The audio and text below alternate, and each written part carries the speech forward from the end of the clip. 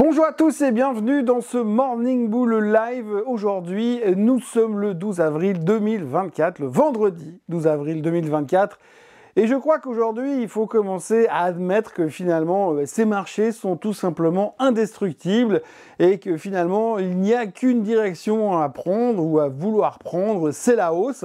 Parce que c'est vrai qu'avec les chiffres du CPI qu'on a eu il y a 48 heures, on aurait pu commencer à douter un petit peu, on aurait pu commencer à se dire que finalement, il y avait peut-être un truc de pourri dans l'histoire et que ça ne fonctionnait pas aussi bien que ça. On aurait pu s'inquiéter du fait que nos multiples prévisions de baisse de taux et nos multiples...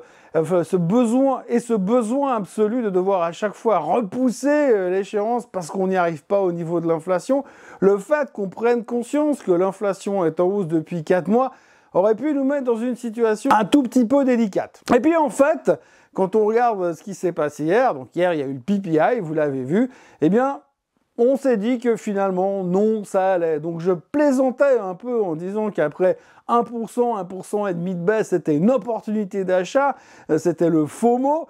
Eh bien, visiblement, c'est encore le cas, puisque hier, c'est ce qui s'est passé, et on voit très clairement que peu importe la raison, peu importe la situation économique, peu importe ce que l'on voit, nous sommes dans une vague d'optimisme totalement hallucinante qui fait que finalement, les marchés ne peuvent pas baisser. Alors oui, ils peuvent baisser d'1,5% parce qu'on n'a pas réussi assez vite à trouver ce qu'il y avait de bon dans ce qui est mauvais. Donc aujourd'hui, tout va bien. Je vous dis franchement, Alice au Pays des Merveilles, c'est un petit dessin animé à côté de ce que l'on traverse aujourd'hui dans les marchés boursiers qui vont tellement bien. C'est juste merveilleux.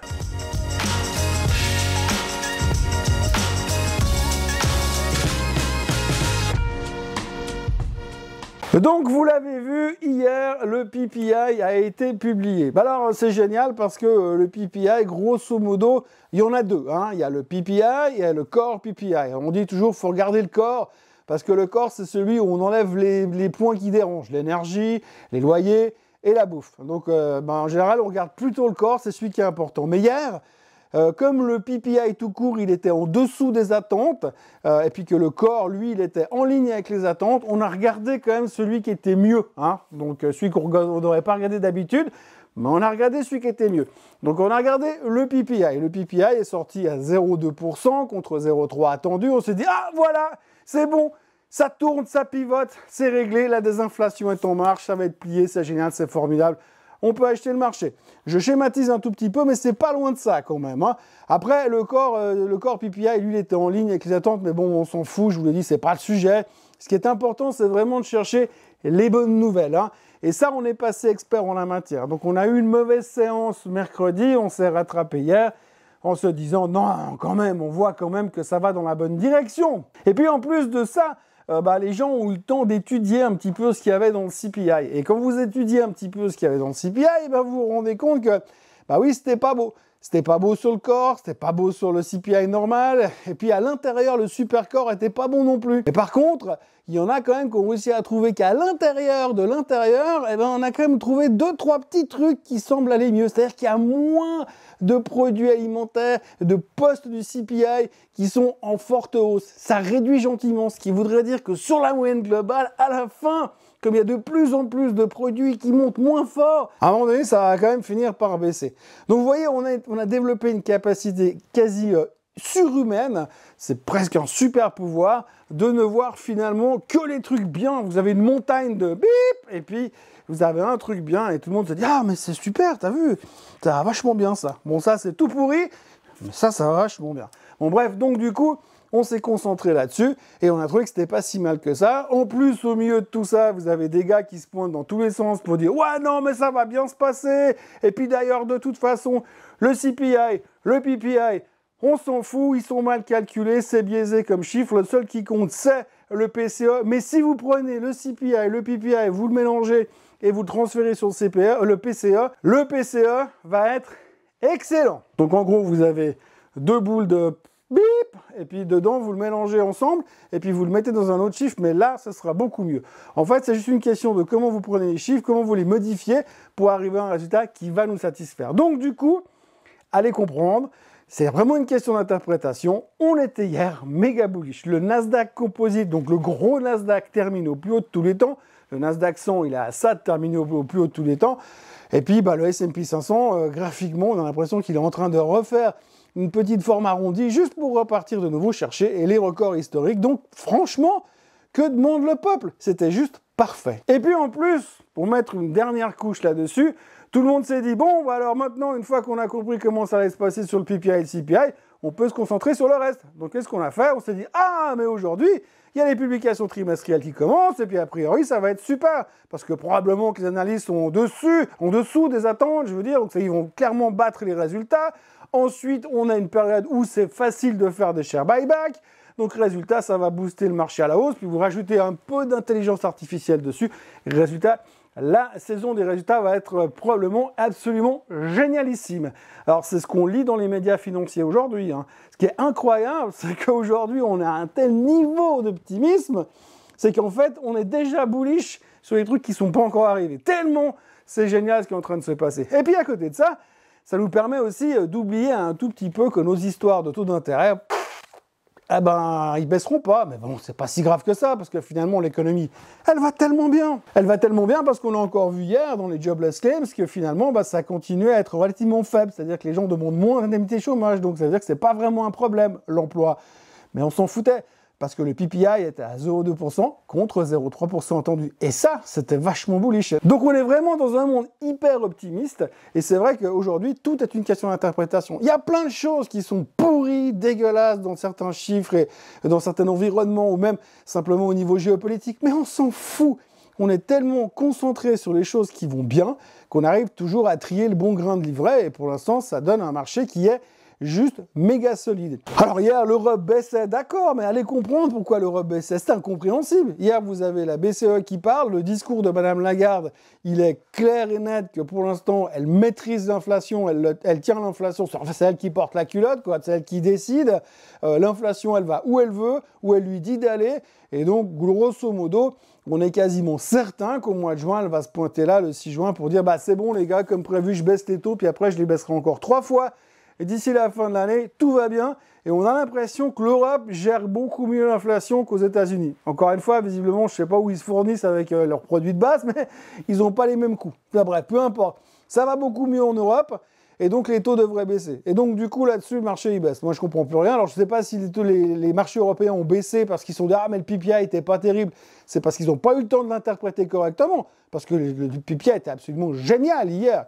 Alors, bien sûr, il y a une certaine dose d'ironie dans ce que je dis aujourd'hui, mais ce qu'il faut retenir quand même, c'est qu'à la fin, le marché a toujours raison. Mais pour l'instant, le marché, il monte et visiblement, il ne veut pas baisser. Et le marché, nous, les intervenants ou les algos, ont cette capacité de ne voir que ce qui va bien, ce qui fait que pour l'instant, ça avance, ça continue d'avancer dans la bonne direction. Et je vous avoue que je suis complètement bluffé par cette publication CPI-PPI et la situation où on se retrouve aujourd'hui, ce qui veut dire que finalement on a effacé ces publications pourries de CPI et de PPI d'une certaine mesure, et puis on est passé à autre chose. Et d'ailleurs, si vous regardez tout simplement, aujourd'hui vous avez 2 banques qui sont venues hier en disant voilà, écoutez, nous on pense que les taux ils baisseront, mais plutôt au mois de décembre. Donc pas besoin de vous faire un dessin, si les taux ils baissent au mois de décembre, ils baisseront une fois. Donc ça veut dire une baisse de taux en 2024. Par rapport aux 6-8 fois qu'on attendait le 1er janvier, il y a quand même un sacré écart. Mais aujourd'hui, nous, ce qui est important dans les marchés, c'est de trouver la justification pour pouvoir continuer à monter. Alors du coup, on se dit, ok, d'accord, on est monté de 25%, partant du principe qu'ils baisseraient les taux. Ils ne baissent pas les taux, mais c'est pas grave, on va continuer à construire là-dessus. Ce qui fait un tout petit peu peur, quand même, c'est qu'on est monté 25% sur pas mal devant, l'un dans l'autre, si on réfléchit. Parce que l'argumentaire, c'était quand même, oui, les taux vont baisser, il faut acheter le marché. Les taux, ils baissent pas, on fait quoi alors? On vend le marché? Non, on continue à acheter parce qu'il y a plein de trucs qui sont positifs au niveau de cette fois la micro. Les sociétés vont publier super résultats, donc il faut continuer à acheter. Donc en fait, on est dans un bull market perpétuel. Et puis alors, ce qui est intéressant, c'est le retour des Magnificent Seven. On les avait un petit peu oubliés ces derniers temps. On en parlait beaucoup plus hier parce que d'abord, Apple rebondit de 4% et que tout le monde est en train de se rendre compte qu'elle s'est posée sur un support depuis quelques temps et qu'elle consolidait Et donc là, il y a plusieurs banques d'affaires qui font des upgrades, qui disent qu'elle a été délaissée, qu'elle va rattraper son retard en 2024. Et donc autant vous dire que si Apple, là où elle est, elle rattrape son retard en 2024, le S&P il est à 6000 à la fin de l'année. Bref, donc du coup, pas mal d'engouement sur Apple. Amazon a annoncé qu'ils allaient couper les coûts, virer des gens et passer à l'intelligence artificielle massivement. Résultat, le titre, boum, plus haut historique. Google, plus haut historique. Je rappelle juste que Google, tout le monde a détesté il y a 3 semaines en disant oui, en plus, l'État va les poursuivre, blablabla, peu importe. À la fin, Google est au plus haut de tous les temps. Et puis, tout le monde ne va pas aussi bien, mais rebond massif aussi chez Nvidia. Et puis le seul qui est un petit peu à la traîne toujours ces derniers temps, c'est Tesla. Alors Tesla, c'est un peu différent parce l'autre jour, on s'est dit « Ah, c'est bon, Musk a annoncé qu'il allait venir avec les robotaxis au mois d'août. » Alors tout le monde s'est dit « Super, enfin la nouvelle qu'on attend depuis 5 ans, les robotaxis vont arriver. » Et ça va nous changer la vie. Sauf qu'hier, il y a les autorités américaines qui ont dit « Oui, mais nous, on n'est pas au courant d'une demande d'autorisation pour mettre des robotaxis dans les rues. » Donc ce qui veut dire qu'on est au mois d'avril, qu'il reste, allez, mai, juin, juillet, avant le lancement des robots-taxis, allez, 4 mois pour être gentil, et qu'il n'a pas demandé l'autorisation pour balancer des robots-taxis dans les rues dans tous les sens. Ça paraît quand même peu probable qu'il arrive à nous lancer un truc au mois d'août, hein, mais bon, du coup, il y a un petit peu de doute là-dessus, mais bon, peu importe. L'important, ce qu'il faut retenir, c'est qu'à la fin, quoi qu'il arrive, quoi qu'il se passe, c'est de toute façon les Bulls qui gagnent. Après, on peut parler des tensions au Moyen-Orient qui continuent de monter de manière assez conséquente. Les Américains ont demandé aux Iraniens de ne pas toucher aux Israéliens, mais on ne sait pas si ça va servir à grand-chose. On sait que les Russes sont en train d'avancer assez brutalement en Ukraine et que finalement, ils ont besoin de pognon et ils ont besoin d'armement, mais que plus personne n'est prêt à payer visiblement dans le reste du monde. Donc ça risque aussi de basculer de ce côté-là. Il y a pas mal de tensions géopolitiques, pour résumer ça assez simplement. Il n'y a pas besoin de chercher très loin pour se rendre compte qu'à peu près tous les chefs d'État en ce moment sont prêts à en découdre. Hein. Les mecs sont en train de remonter les bras de chemise en disant « Ah, puisque c'est comme ça, moi je vais faire la guerre !» Bon, s'ils s'en foutent, c'est pas eux qui vont se faire tirer dessus à la fin. Mais pour l'instant, il y a quand même beaucoup de tensions qui sont en train de monter un peu partout dans le monde, et pas qu'au Moyen-Orient. Mais on s'en fout, hein. Le marché s'en fout, lui, parce qu'il pense que les chiffres du trimestre vont être excellents, et puis qu'en plus, les Magnificent Seven, c'est génial, l'intelligence artificielle, c'est top, et puis probablement que les values, c'est aussi bien, donc il y a tout qui va monter ces prochains temps. On est dans une euphorie absolument totale, et dans une capacité absolument hallucinante à ne voir que les bonnes choses, et c'est un petit peu comme ça que je pourrais résumer cette vidéo, parce que franchement, j'ai dit beaucoup de choses, je sais même plus ce que j'ai dit moi-même, mais l'un dans l'autre, on est dans une situation absolument incroyable où finalement c'est une question d'interprétation, peu importe le chiffre. Si vous avez que des mauvaises nouvelles dedans, mais qu'il y a une bonne nouvelle quelque part, même une toute petite, eh bien ça suffira pour dire que l'avenir il est beau, l'avenir il est rose, et ça va être facile ces prochains mois. Donc j'espère que ça va être facile ces prochains mois,